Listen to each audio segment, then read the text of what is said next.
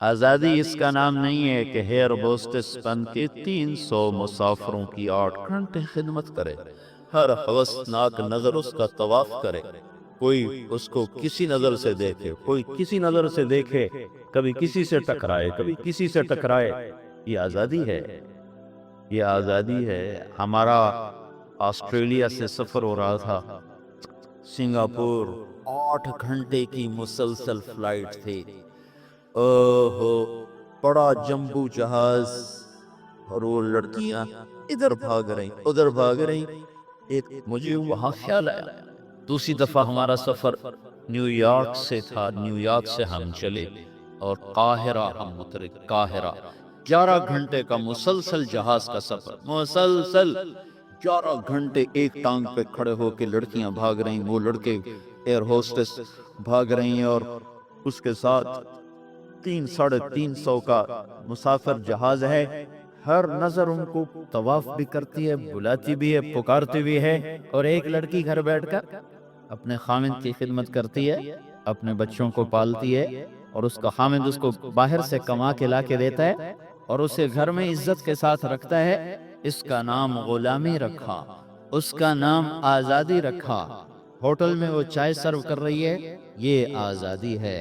اور وہ کاؤنٹر پہ جنرل سٹور پر 8 گھنٹے کھڑے ہو کر وہ سارا دن تھکن سے چور ہو جاتی ہے، اور اس نے گھر جا کے کھانا خود تیار کرنا ہے۔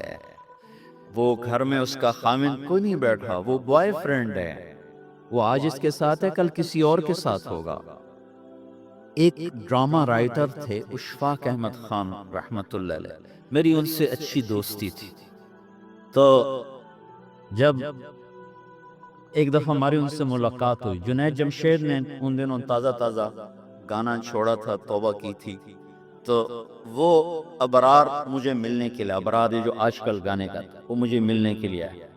تو ہم ایک گھر میں تھے، تو وہ اشفاق صاحب کہنے لگے کہ میں اس تبلیغ کے کام سے متاثر ہوا انگلینڈ میں، کہ ہم ایک پارک میں بیٹھے تھے، ایک جماعت آئی تبلیغ والوں کی، انہوں نے آ کے مغرب کی اذان دی، نماز شروع کر دی۔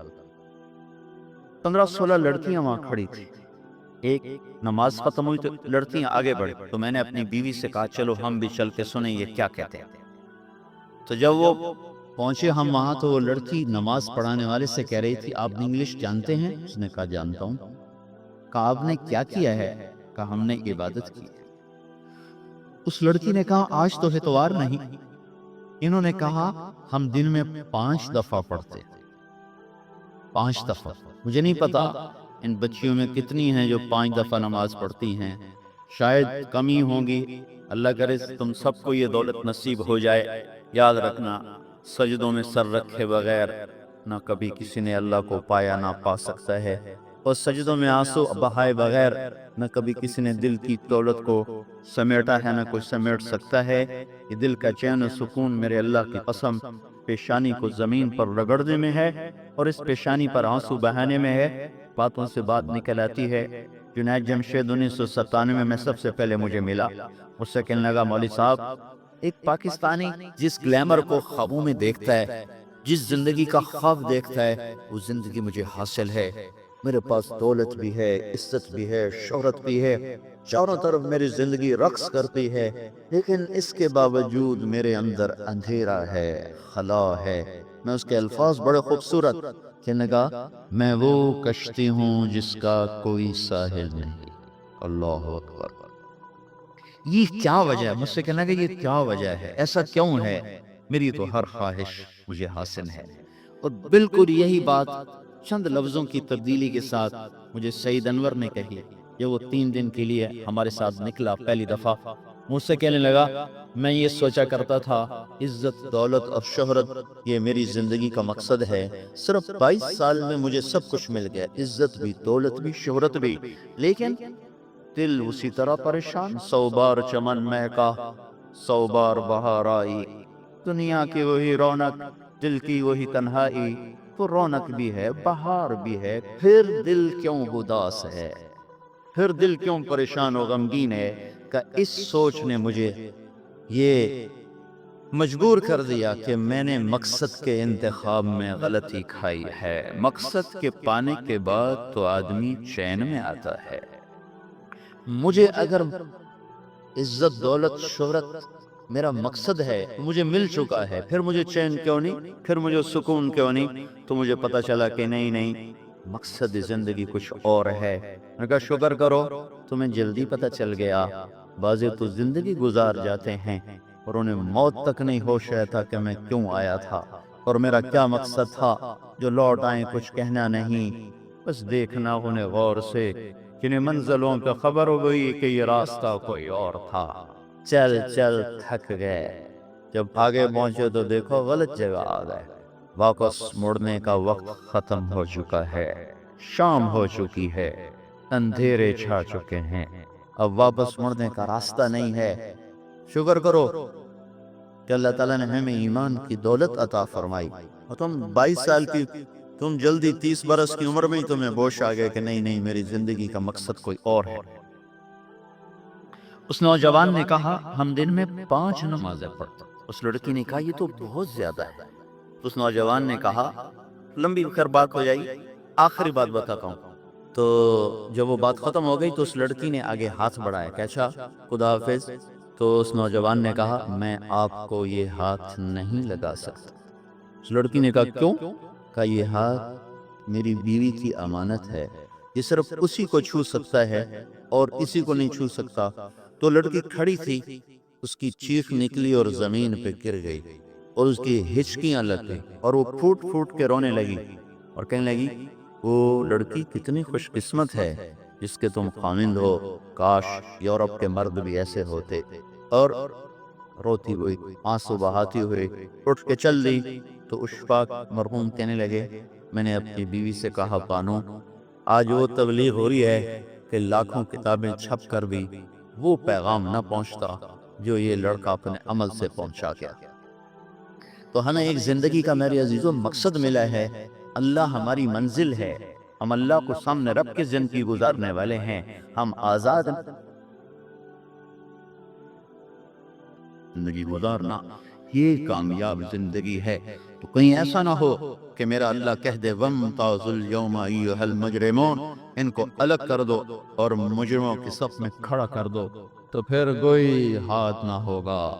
اور ہائے اللہ کے نبی نے کہا کتنی عورتیں ہوں گی جن کو سر کے بالوں سے فرشتے پکڑ کے گھسیٹ رہے ہوں گے اور وہ کہیں گی ہائے ہمیں بچا لو، ہائے ہمیں بچا لو۔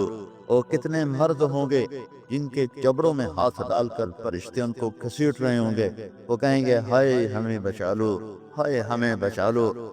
تو اس وقت اللہ کہے گا اَوَلَمْ نُعَمِّرْكُمْ مَا يَتَذَكَّرُ فِيهِ مَنْ تَذَكَّرَ وَجَاءَكُمُ النَّذِيرُ۔ میرے بندے یہ چند آنسو دنیا میں بہا لیتا، جو آج تو کر رہا ہے تو ہائیاں دے رہا ہے، یہ تو دنیا میں دے لیتا تو آج اپنے رب کی رحمت کو دیکھتا۔ تجھے بتانے والے بھی آئے تھے، تمہیں سمجھانے والے بھی آئے تھے، لیکن تو مذاق اڑاتا رہا، تو ان کے ساتھ مستیاں کرتا رہا۔ آج دیکھ ایمان والے کتنے اونچے جا رہے ہیں، جنہوں نے مجھے راضی کیا وہ کتنی بلندیوں کا سفر کر رہے ہیں، اور ان کے ساتھ میں کیا کرنے لگا۔ یہ کامیابی اس کو ملے گی جو اپنا سب کچھ اپنے اللہ پر لگا دے گا، وہ اپنا سب کچھ اللہ کے محبوب صلی اللہ تعالی علیہ وسلم کے طریقے پر لگا دے گا۔ یہ کامیابیاں اس کا مقدر ہیں۔ یہ زندگی چند روزہ ہے اور آج ایک سیلاب ہے میرے عزیز و مغرب کی تہذیب کا، اس انٹرنیٹ نے اور اس ٹی وی نے اور اس میڈیا نے ہم سے ہمارا سب کچھ چھین لیا ہے، سب کچھ ہمارا چلا گیا ہے، اور سوائے اچھل کود کے، کھیل کود کے اور زندگی کی کوئی منزل نہیں رہی۔ میں آپ سب کے سامنے یہ درخواست کرتا ہوں کہ اپنی زندگی کی منزل طے کرو۔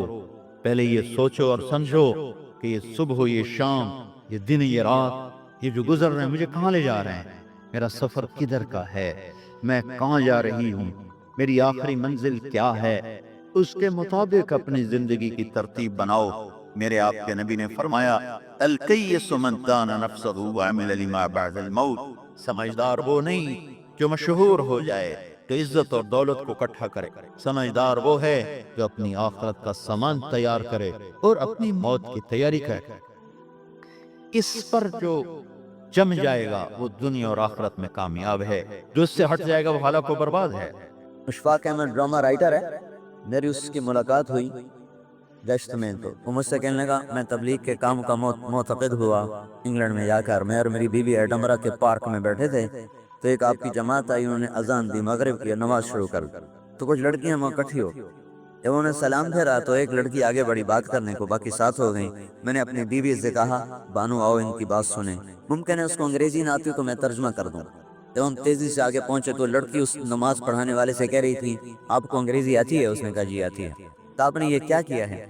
اس نے کہا ہم نے عبادت کی اللہ تعالیٰ کی۔ تو لڑکی کہنے لگی آج تو اتوار نہیں ہے۔ اس نے کہا ہم دن میں 5 وقت کرتے ہیں۔ اس نے کہا یہ تو بہت زیادہ ہے، بہت زیادہ ہے۔ پھر اس نے اس کو سمجھایا، وہ بات اس نے ساری مجھے بتائی، میں اس کو تب چھوڑ رہا ہوں۔ جب بات ختم ہوئی تو کہنے لگی اچھا ٹھیک ہے بڑی مہربانی، اور اس نے ایسے ہاتھ ملانے کے لیے ہاتھ آگے بڑھایا، تو وہ اس نوجوان نے کہا کہ میں آپ سے معذرت خواہ ہوں، میں یہ ہاتھ آپ کو نہیں لگا سکتا۔ میں کہا کیوں؟ کہ یہ ہاتھ میری بیوی کی امانت ہے، یہ اس کے سوا کسی کو نہیں چھو سکتا۔ تو اس لڑکی کی چیخ نکلی اور زمین پہ گر گئی اور اس کی ہچکیاں لگ گئیں، اور وہ کہنے لگی وہ عورت اتنی خوش قسمت ہے جس کے تم خامد، کاش یورپ کے مرد بھی ایسے ہوتے۔ کہنے لگا میں نے اپنی بیوی سے کہا بانو آج وہ تبلیغ ہوئی ہے کہ لاکھوں کتابیں بھی چھپتی تو اتنی تبلیغ نہ ہوتی جتنی یہ نوجوان اپنے ایک عمل سے کر کے دکھا دے۔ تو میرے بھائی اور بہنوں، لوٹو اللہ اس کے رسول کی طرف۔ تربیت تو عورت کے ذمے ہے۔ اللہ تعالیٰ عورت کو گھر میں کیوں بٹھاتا ہے؟ خالی ہاتھ بٹھانے کے لیے پارک بیٹھی رہو؟ نہیں، عورت کا تو اتنا بڑا کام ہے کہ ساری نسل کا دار و مدار ماں کی گود پر ہے۔ ایک دفعہ روم نے حملہ کیا تو مسلمانوں کا بادشاہ تھا، اس نے مقابلے کے لیے بیٹے کو بھیجا، تو خبر آئی شکست ہو گئی، تو اور آپ کے بیٹے میدان چھوڑ کے بھاگ گئے۔ تو ملکہ نے کہا کہ حضور یہ خبر غلط ہے۔ تو بادشاہ نے کہا تو گھر بیٹھے کیسے کہتی غلط ہے، خبر تو باہر سے ہے۔ کہا نہیں یہ خبر غلط ہے۔ 3-4 دن گزرے تو دوبارہ خبر آئی کہ اللہ تعالیٰ نے فتح دی ہے اور لشکر کامیاب ہوا ہے، عیسائی بھاگ گئے۔ تو بادشاہ نے اپنی بیوی سے کہا تو نے اتنے دعوے سے یہ بات کیسے کہی تھی؟ میں کس کی کہانی سنا رہا ہوں آپ کو؟ ملکہ کی، کسی ولی کی بیگم کی نہیں ہے، کسی رابعہ بصری کی نہیں، بادشاہ کی بیوی۔ وہ کہنے لگے جب سے مجھے اس کا حمل ہوا میں نے کوئی حرام لقمہ منہ پہ نہیں لایا، اور جس دن یہ پیدا ہوا جب بھی میں نے اسے دودھ پلایا وضو کیا، 2 رکعت نفل پڑھے پھر اس کو دودھ پلایا۔